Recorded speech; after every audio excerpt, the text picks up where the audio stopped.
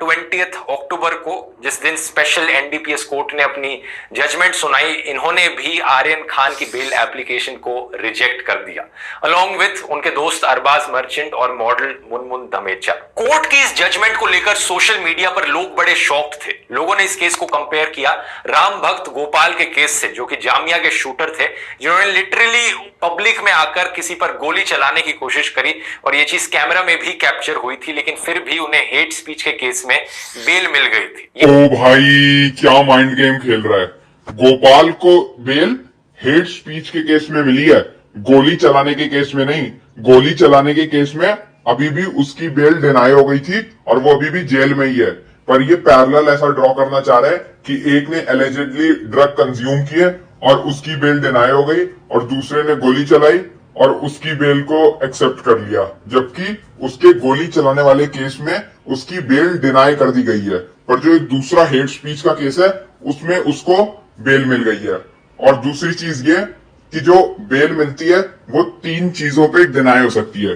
पहली बात ये, अगर प्राइमा फेसी ऐसा लगे कि ये जो एक्ट है या फिर ये कोई भी इलीगल काम है ये किया गया है उस व्यक्ति के द्वारा, तो कोर्ट को ऐसा लगता है कि आर्यन खान ने इन ड्रग्स को कंज्यूम भी किया है और साथ ही साथ व्हाट्सएप चैट से उनको ये लगता है कि इस काम में वो बहुत पहले से इन्वॉल्व है और वो एक इंटरनेशनल ड्रग रैकेट का हिस्सा है। तो ये कोर्ट का डिसीजन होता है। कोर्ट को ये लगा कि उन्होंने ये काम किया है और प्राइमा फेसी अभी उन्होंने कोई अपना रिजल्ट नहीं सुनाया। दूसरी चीज ये, तब बेल डिनाई होती है जबकि ऐसा लगे कि अगर इस व्यक्ति को बेल दी गई तो ये अंतरराष्ट्रीय फ्लाइट लेके देश से बाहर भाग सकता है, जिसकी एक बहुत बड़ी संभावना लगती है आर्यन खान के केस में। तीसरी चीज ये, तब बेल डिनाई होती है जब ये लगे कि ये जो व्यक्ति है यदि इसको बेल दे दी गई तो ये इन्वेस्टिगेशन को डिसरप्ट कर सकता है, जो कि बहुत लाइकली है क्योंकि शाहरुख खान के इतने पॉलिटिकल कनेक्शंस हैं। और दूसरी बात, कई लोग उसको सिर्फ मजहब के नाम पे भी सपोर्ट करने आ जाएंगे, इसलिए वो इन्वेस्टिगेशन डिसरप्ट कर सकता है। इसलिए कोर्ट ने ये बेल डिनाई की है। कुछ लोगों ने इस केस को भारती सिंह के केस से भी कंपेयर किया था, जहां पर stand up comedian Bharti Singh और उनके हस्बैंड पकड़े गए थे 86.5 ग्राम गांजा के साथ और उन्हें बेल मिल गई थी 1-2 दिन बाद। तो लोगों ने पूछा ये कैसे हो सकता है जब यहां पर कोई पकड़ा गया है जिसके पास ड्रग्स पाए भी गए हैं और फिर भी उन्हें बेल मिल गई। तो कुछ लोगों ने फोटो शेयर करी भारती सिंह की कि वो कैसे बीजेपी की इलेक्शन इवेंट में उन्हें सपोर्ट कर रही थी, तो शायद इसलिए तो नहीं था। भारती सिंह को किसने पकड़ा? एनसीबी ने। एनसीबी किसके अंडर आती है? अमित शाह के। तो अगर अमित शाह को इतनी प्यारी होती भारती सिंह या बीजेपी को इतनी प्यारी होती भारती सिंह, तो वो पहले क्या इतने बेवकूफ है कि पहले एनसीबी से पकड़वाएंगे भारती सिंह को ड्रग्स के साथ और उसके बाद कोर्ट में दबाव डलवाएंगे और जज को ये दबाव डलवाएंगे कि तुम्हें इसको बेल देनी पड़ेगी क्योंकि इसने हमारे लिए कैंपेन किया था। क्या यार, अकल बिल्कुल यूज नहीं करते क्या? दिमाग में क्या लालू यादव वाला चारा घुसा है? एनसीबी के द्वारा। एनसीबी कह रही थी कि आर्यन खान के व्हाट्सएप चैट में कुछ ऐसे मैसेजेस पाए गए हैं जो कि इनक्रिमिनेटिंग एविडेंस है कि आर्यन खान ड्रग्स कंज्यूम करने वाला था। और क्या वो एविडेंस था कि आर्यन खान ने और अरबाज मर्चेंट ने एक दूसरे से बात करते हुए लिखा था we are going to have a blast. मतलब इस तरह से इन्होंने इंग्लिश लिखी थी कि इन्हें लगा भाई इस ब्लास्ट का मतलब है कि ये ड्रग्स करने वाले। अरबाज मर्चेंट के पास कुछ 6 ग्राम चरस पाया गया था एलिजिडली अकॉर्डिंग टू एनसीबी। तो इन्होंने एनसीबी ने क्लेम किया कि देखो इसके पास चरस पाया गया था, तो क्योंकि इन्होंने चैट में लिखा था they are going to have a blast, इसका मतलब ये प्रूफ है कि ये दोनों मिलकर इस चरस को कंज्यूम करने वाले थे। इस तरह से व्हाट्सएप टेक्स्ट को एविडेंस कंसिडर करना इतनी सी चीज के लिए जिसका मतलब एक्चुअली में कुछ और होता है, अगर हम आजकल की भाषा में बात करेंगे तो लोगों ने इस केस को अर्नब गोस्वामी के केस से भी कंपेयर किया कि अर्नब गोस्वामी ने अपनी व्हाट्सएप चैट्स में तो क्लियरली लिखा था कि वो टीआरपी फिक्स करने की बात कर रहे हैं, इंडियन मिलिट्री सीक्रेट्स को शेयर करने की बात कर रहे हैं, जजेस को खरीदने की बात करी जा रही है। ओहो, तो कुछ और मतलब होता है इन चैट्स का। तो इन चार्ट्स का क्या मतलब होता है ये समझने के लिए एक बार हमें उन चार्ट्स पे जाना होगा जो एनसीबी ने एज एविडेंस कोर्ट के सामने रखी। इनमें से एक व्हाट्सएप चैट की सेक्शन मैं आपके सामने रख रहा हूं जिसमें आर्यन अनन्या पांडे को कहता है कि यू बॉट द वीड, तो अनन्या रिप्लाई करती है आई एम गेटिंग इट। दूसरी चीज, एक बार आर्यन अनन्या को लिखता है लेट्स डू कोकेन टुमारो, तो अब इनका क्या मतलब होता है ये तो आप समझ ही सकते हैं, मुझे तो नहीं पता। दूसरी चीज ये कि ये जो व्हाट्सएप चैट है इनको सिर्फ एनसीबी ने एज आर्ग्यूमेंट पेश नहीं किया, इनको कोर्ट ने एक्सेप्ट किया एज आर्ग्यूमेंट, और दूसरी बात इसी के बेसिस पे उन्होंने बेल डिनाई की। तो जब इन व्हाट्सएप चैट के ऊपर सवाल उठा रहे हैं तो इसके ऊपर कंटेम्प्ट ऑफ कोर्ट का भी केस हो सकता है। और दूसरी चीज ये जो अर्नब गोस्वामी की व्हाट्सएप चैट की बात है, अर्नब गोस्वामी ने अपनी व्हाट्सएप चैट में जो अलेज व्हाट्सएप चैट है उसमें कभी भी टीआरपी फिक्स करने की बात नहीं की। अर्नब गोस्वामी ने पार्थोदास गुप्ता से सिर्फ इतना कहा कि मैंने कंगना से पिछले हफ्ते इंटरव्यू किया पर उसके बाद भी आज मुझे टीआरपी नहीं मिली।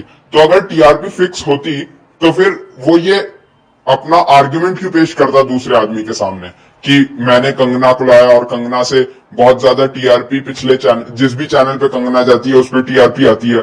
तो ये वो जो आर्ग्यूमेंट है इसको थोड़ी पुट फॉरवर्ड करता। दूसरी चीज ये कि जो नेशनल सिक्योरिटी के सीक्रेट्स हैं, तो कौन सा नेशनल सिक्योरिटी सीक्रेट? पुलवामा के बाद सबको पता था कि मोदी रिटेलिएट करेगा और मोदी ने रिटेलिएट किया। ये कोई तो सबको पता था कि मोदी रिटेलिएट करेगा। और अर्नब गोस्वामी अगर अपने दोस्त से बात कर रहा है तो वो भी बोलेगा कि हाँ हाँ कुछ ना कुछ तो होगा ही। ऐसे डिस्कशन तो होता रहता है। इसको अगर नेशनल सिक्योरिटी का सीक्रेट मान रहा है तो ये तो महामूर्खता है।